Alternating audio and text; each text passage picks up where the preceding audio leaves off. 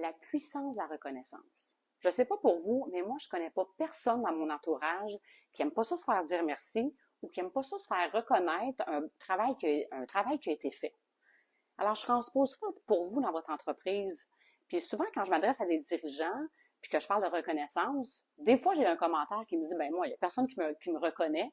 Peut-être que c'est vrai, mais en même temps, je vais vous dire, quand il y a un client qui vous dit à quel point il a apprécié votre service, qu'est-ce que vous faites la prochaine fois? Est-ce que vous avez tendance à en donner plus ou vous avez tendance à en donner moins?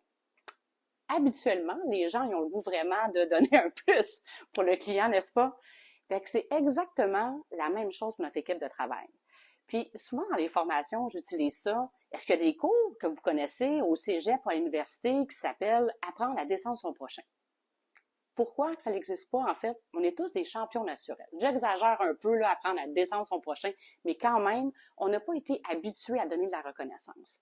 Alors, mon invitation que j'ai pour vous aujourd'hui, prendre chacun des membres de votre équipe ou les personnes que vous côtoyez autour de vous et prendre un moment pour tout simplement leur dire à quel point vous appréciez ce qu'ils font. Peut-être la petite caractéristique, une compétence qu'ils ont, quelque chose de la vibe qu'ils amènent dans l'équipe. Il y a toujours quelque chose qu'on peut reconnaître et apprécier chez quelqu'un et de prendre un moment pour leur dire à quel point ça peut être puissant, générateur d'engagement, d'harmonie, de créativité, bref, de productivité.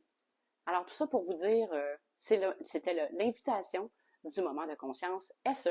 À bientôt!